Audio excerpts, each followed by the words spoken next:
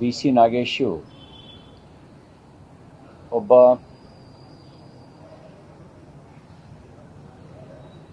ಮೃದು ಹೃದಯದ ಜನಾನುರಾಗಿಯಾಗಿದ್ದಂಥ ಒಬ್ಬ ಜನನಾಯಕ.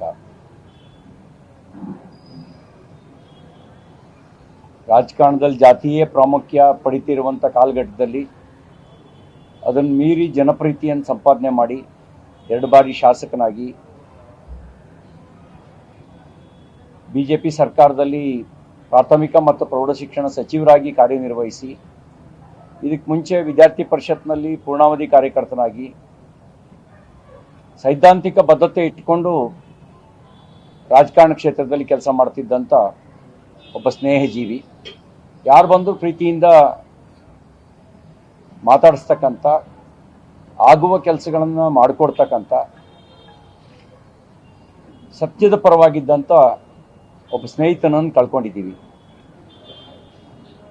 ವೀಣಕ್ಕ ಹಿಂದೂ ಸೇವಾ ಪ್ರತಿಷ್ಠಾನದಲ್ಲಿ ಪೂರ್ಣಾವಧಿ ಕಾರ್ಯಕರ್ತೆಯಾಗಿ ಕೆಲಸ ಮಾಡ್ತಾ, ಆಮೇಲೆ ಇವರ ನಾಗೇಶ್ ಅವರ ಧರ್ಮಪತ್ನಿಯಾಗಿ ಅವರು ಕೂಡ ಈ ಒಂದು ಸಾರ್ವಜನಿಕ ಸೇವೆಗೆ ಇವರಿಗೆ ಶಕ್ತಿಯಾಗಿ ನಿಂತವರು.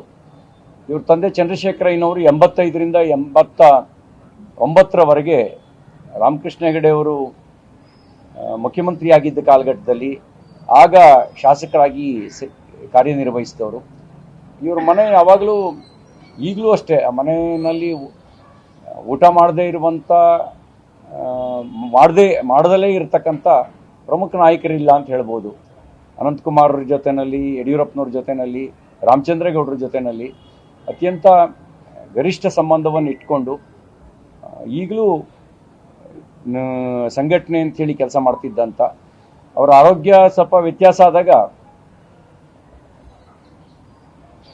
ಎಲ್ಲರೂ ಹೇಳ್ತಿದ್ದೇನು ಅಂದರೆ, ಬೈಠಕ್ಕಿನ ಸುದ್ದಿ ಏನಾದ್ರು ತಿಳಿದು ಬಿಟ್ರೆ, ಮೀಟಿಂಗಿನ ಸುದ್ದಿ ಗೊತ್ತಾದರೆ ತನ್ನ ನೋವಿನ ನಡುವೆನೂ ಎದ್ದೋಡ್ ಬಂದ್ಬಿಡ್ತಾನೆ, ಅವ್ನಿಗೆ ಹೇಳಲೇಬೇಡಿ ನಾಗೇಶಂಗೆ ಅಂತ ಹೇಳೋರು.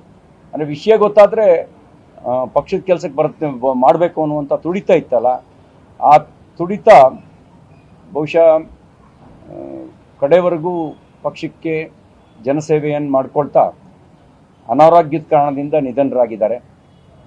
ಅವ್ರ ಕುಟುಂಬಕ್ಕೆ ಅವ್ರ ನಿಧನದ ದುಃಖವನ್ನು ಭರಿಸ್ತಕ್ಕಂಥ ಶಕ್ತಿಯನ್ನು ಭಗವಂತ ದಯಪಾಲಿಸಲಿ, ಅವರ ಆತ್ಮಕ್ಕೆ ಸದ್ಗತಿ ದೊರಕಲಿ ಅಂಥೇಳಿ ನಾನು ಪ್ರಾರ್ಥಿಸ್ತೇನೆ. 59ರಲ್ಲಿ ಅವರು ಹುಟ್ಟಿದ್ದು, ಬಹುಶಃ ಈಗ ಒಂದು 66ನೇ ವರ್ಷ, 66 ಪೂರ್ಣ, 66 ಪೂರ್ಣ ಆಗಿದೆ.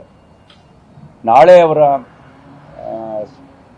ಸ್ವಗ್ರಹದಲ್ಲಿ ಅಲ್ಲಿ ತಿಪ್ಟೂರಿನಲ್ಲಿ ಇವತ್ತು ಮತ್ತು ನಾಳೆ ಅಂತಿಮ ದರ್ಶನಕ್ಕೆ ಅವಕಾಶ ಮಾಡಿಕೊಡ್ತಾರೆ. ನಾಳೆ ಅಲ್ಲಿ ಅಂತ್ಯ ಸಂಸ್ಕಾರ ನಡೆಯುತ್ತೆ.